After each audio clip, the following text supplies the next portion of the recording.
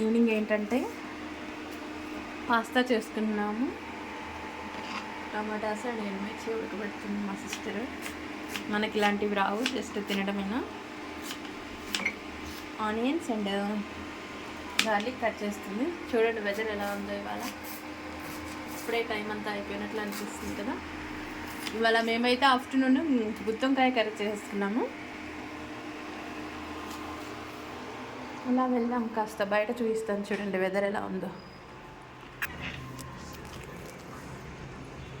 చూసారా ఇలా ఉందన్నమాట వెదర్. ఇవాళ అయితే వర్షం అయితే ఏం రాలేదు. ఇది మేము కట్టుకున్న తీగ బట్టల కోసము. కొత్తిమీర వచ్చిందండి, ఎండిపోయింది.